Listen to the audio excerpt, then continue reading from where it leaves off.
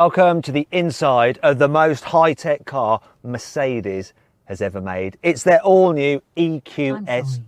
Can you say that again, please? Well, I was trying to tell the people that you are the most high-tech car Mercedes has ever made, but then you chimed in and interrupted me. It's essentially their Tesla Model S rival. So in this video, I'm going to tell you everything you need to know about it, point you through all the various bits of tech, some of the cool key features about it. I'm also going to go out on the road in it and see how comfortable it is.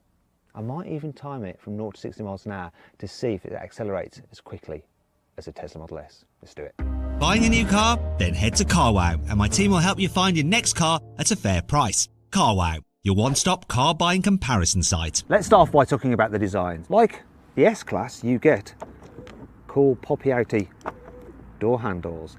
And like the S-Class, this is quite a long vehicle. However, they do look quite different. For instance, this car doesn't have a big long bonnet because there's no big engine at the front. Also, you don't have a normal grille. You have like a blanked off grille like you get on the other electric Mercedes cars such as the EQA. At the back, you've got a full length light bar which looks really cool. And if you think this blue paint is a little bit too dull, you can actually get a two-tone paint scheme like on the Vision EQS concept car. I actually quite like it, it looks pretty good. In terms of wheel sizes, start at 19s, rising to 21 inches, then you get this aero design which help improve efficiency. You can actually upgrade to 22-inch alloy wheels, though they don't improve efficiency. You can get the new EQS with something called comfort doors, and so when you've been off doing whatever you need to do, and then you come back to your car, it recognises that you're about, pops open the door handles, and it even opens the door for you. How very kind of you, Mercedes. And then when you pop in and you put your foot on the brake, it shuts the door. And then makes that kind of crazy sci-fi noise just to let you know you're in an electric car. Now we're in the EQS, let's talk about this interior design. Now I'm going to come to these screens in a moment because they do dominate the cabin, but let's just talk about the general interior. Yeah, the materials feel really nice and they are man-made materials. Now, this looks like suede, but it's obviously man-made. The leather on the seats isn't real leather, it's man-made. It feels like expensive leather. The steering wheel, really nice design. You can get two different designs of steering wheel. If you have an AMG line car, it looks a bit more sporty. And then there's the general layout. So you have this big center console here, which I have noticed I do sort of knock my knee against a little bit, but thankfully it is padded. And there's lots of useful storage in here as well. Underneath this open pore wood, which is also very nice, you have your cup holders there and they're adjustable for size. You can actually remove that section. You've got two USB-Cs. There's a wireless charging pad and some more storage there. Then if you go under here, you've got a huge bin with another wireless charging pad, two USB-Cs, more storage under here. Then there's the glove box, which we've got full of various anti-COVID stuff, look, anti-back wipes and all that kind of thing. And then you've got some big door bins. And I quite like this, the controls for the door mirrors. Now, I'm not the biggest fan of touch-sensitive buttons, but you do actually press these ones in and then you just toggle it to which mirror you want to move. And it's all quite easy to do, actually. It's neat, smooth, clean design. And look at this, I want to show you this. So you open the door just by pulling it like that and it'll open. But I want to show you these. I love the way you've got frameless windows here in this saloon car. I like this extra bit of glass as well. It just looks really cool. Okay, let's talk about the screens then. So just put in this code and old baldy Gottlieb Daimler will allow me access. Welcome, Gottlieb Daimler. So this is what's known as the hyperscreen, and you've basically got three huge screens behind this whole seamless piece of glass and it looks really nice. But your main infotainment screen here in the middle, so you've got essentially your usual Mercedes infotainment system, so it's easy to navigate. You can move through different functions, control various things. You've got your big navigation, got different climate control there, so it's quite easy to do. It's still not quite as good though as physical buttons, but I do like the fact that when you increase the temperature you get this like red flash through this LED lighting that you have inside. In fact, you've got 190 different colours of LED lighting, so you can set up the interior ambience just as you like it. You can quickly just go to your home settings and swipe through all the different menus, and you've got various information on the car, such as the battery states and your motor usage and all that kind of information. Lovely big screen. Now let's move on to the digital driver's display, which is very clear. It's an LCD screen and you can control it using the buttons on the steering wheel.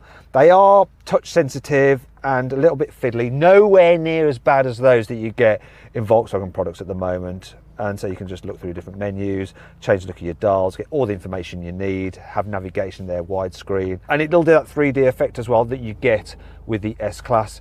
On top of that, you also have a huge heads-up display with loads of information in front of you, and it can actually superimpose like images and arrows on the road to help direct you so you don't make a wrong turn. Once again, that's like the S-Class, really, really good system, like in that car. And now we move on to the third display. So the car's clever. It will not let you operate this third screen unless there's someone sat there. So I'm going to show you what it looks like, what you can do with it from some cutaways which we filmed earlier. But you can swipe through all the functions that you get on the main infotainment screen, and it'll actually know that, say if I'm driving along as the driver and start looking at that screen too much, it'll start to dim this screen so that I don't get distracted. Also, this screen has its own Hey Mercedes system, so that person can talk to this screen and the driver can talk to the rest of the system. And let's just give the Hey Mercedes a little go. Normally it should have chimed in by now, but it hasn't. Hey Mercedes! Hey Mercedes! How can I help? I don't know what I want now. Can I have the moon on a stick? Can you say that again, please? Just again. Hey Mercedes! How may I help you? Turn my seat massager on. I'm switching on the massage for you. And yes, it's set it to this weird vibrating sensation.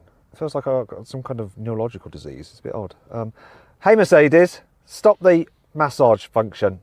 It's weird and making me want to go to the toilet. How can I help? I've just soiled myself. I'm sorry. Can you say that again, please? God, I'm so embarrassing. I hope this is all cut out the video. I'm sorry, but I can't help you with that right now. No, no one can. Now let's talk about charging. So this is the charging port here. No, Matt, I think it's the window washer fluid.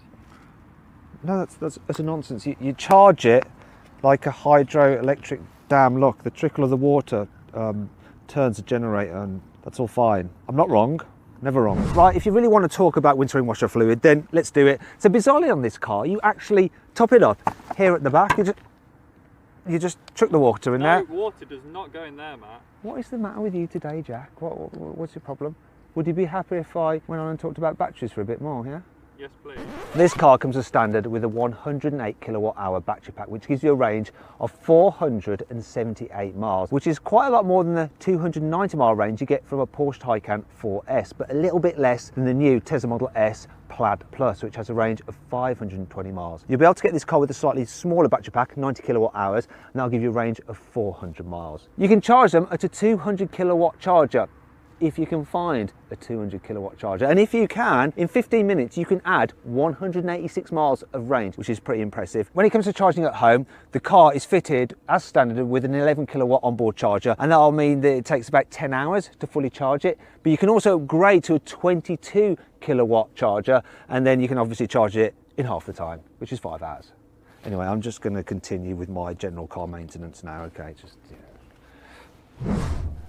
One of the main differences between the EQS and the S-Class, other than the fact that it's obviously electric, is that it has a hatchback tailgate, which makes it more practical. You get a big boot just like on an S-Class, but obviously it's easier to load. Now I want to show you a couple of extra things. Like under here, there is space for your charging cables, and you have electrically operated rear seat releases. There you go, so you can just lie things down and actually get quite comfortable in there.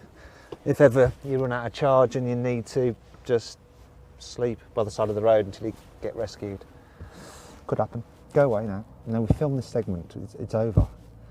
It's over? It's over. I'm getting out. Stop making me do stupid things. As standard, the EQS comes with rear wheel steering, so when you're driving at high speeds on the motorway, the back wheels will turn in the same directions ever so slightly as the front wheels, and that just improves your high speed stability. However, when you're going slowly, such as manoeuvring around town, the back wheels then move in the opposite direction to the front wheels. So if you turn fully right, the back wheels actually turn to the left. And then if you turn fully to the left, the back wheels turn fully to the right. And the actual degree of rotation is quite large. It's 10 degrees. Well, it is if you pay Mercedes some extra cash, because as standard, the wheels at the back will only move by 4.5 degrees. Now, it's nothing to do with the mechanicals, just that you have to unlock that extra feature. Cynical.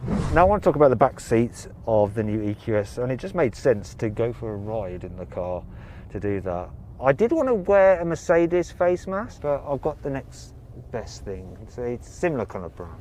This car, as you can see, lots of knee room. Headroom's all right as well. Lots of light comes in because you've got this panoramic glass roof. It's all very, very comfy. This car is slightly longer than an S-Class. So as standard, it has a bit more rear knee room, and you can really stretch out. It's comfy, it's nice. Fold this down and you've got like stuff and storage and a little pad there where you can actually control various features to the infotainment system. Look, it pops out. Got to press the right button.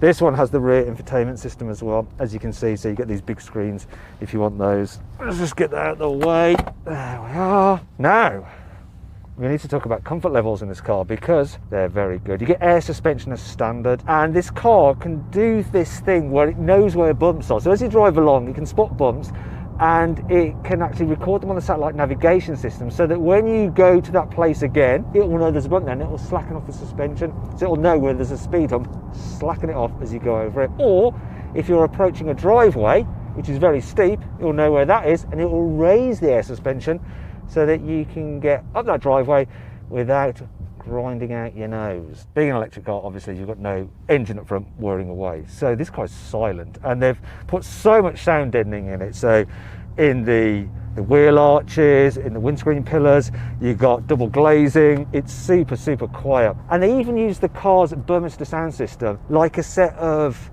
noise cancelling headphones. It can record the frequencies of annoying noises and then send opposite sound waves out which cancel them out, and it can be eerily quiet. But if that's a bit too weird for you driving around in utter silence, you can change the different sound effects the car makes. So you can have it off, or there are 3 other different modes. Now, once my driver's dealt with this junction, I'm going to ask him to just bring up the different modes. So Alex, once you're round the roundabout, you can bring up the different modes. So let's go for the first one, which is called Silver Waves. So when you accelerate and brake, you get different noises. Go on, accelerate and brake. Let's try the other one. Vivid Flux. This is. Did you hear that? Press that again. Electric chime. Let's hear this one as we accelerate around here. Oh, yeah, this sounds a bit more like, what was that all about? Bit more kind of like futuristic, that one. Then the last one is Roaring Pulse.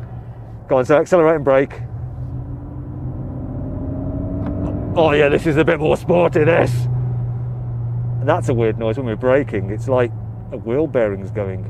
Or obviously you can just have them completely off, which I might do to tell the truth. From launch, you'll be able to get the EQS as 2 versions. There's the 450 Plus, which has 1 motor at the rear, and then there's the dual motor version, which is the 580, which has a motor at the front and the back, and is obviously 4-wheel drive. Let me give you the performance stats. So the 450 Plus has 333 horsepower and 568 newton meters of torque, and the 580 has 523 horsepower and 855 newton meters of torque. So let's see how quick it is.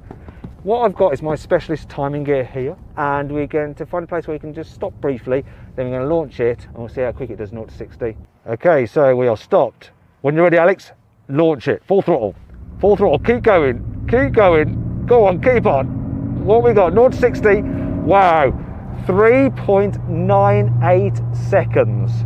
So it's not Tesla Model S Plaid Plus quick, which will do 0 to 60 in something like 1.99 seconds, but under 4 seconds, and considering we've got myself, a driver, and my cameraman in the car, it's pretty good. Now, if you think this is a bit of a quick car, I'd be a bit loath to lend it to my child. But you could lend it to your child because it has a beginner mode, which will limit the top speed to just under 75 miles an hour. And there's a valet mode, which will disable all the settings. Someone can't jump into your car and then fiddle with your settings and then get back in, it's all a bit annoying. Speaking of which, the car actually can recognise you as you get into the car. So different drivers can be set up to use the car. They'll jump in it, the car will recognise them, and it'll set everything up perfectly for that person. It's all very clever, you know. The last thing for me to tell you about are the aerodynamics, because it's very important on an electric car. One, because it enables you to get the most out of your battery, and 2, because there's no engine, your ears then notice other things such as wind whistle. And not so long ago, Tesla announced the fact that their new Model S Plaid Plus was the most aerodynamic production car, with a drag coefficient of 0.208 CD. Everyone was amazed. And then Mercedes released this, the EQS, and they just beat Tesla. Yes, you can help by being quiet. That assistant always chimes in when you mention the M word. Anyway, before I was interrupted, what I was saying was that Mercedes beat Tesla. by 0.008 of a CD, because the drag coefficient of this car is 0.2 CD dead on. And the result is, yeah, super quiet and decent range. In fact, if this car had the same drag coefficient as the Tesla Model 3, which is 0.23 CD, its range will be reduced by 5%. One last thing I need to tell you about, and that's the price. So the EQS will start from around £80,000 when it goes on sale in summer. However, if you want the 580 version with dual motors, you're looking at around £100,000. Start adding options and it'll soon get over £120,000.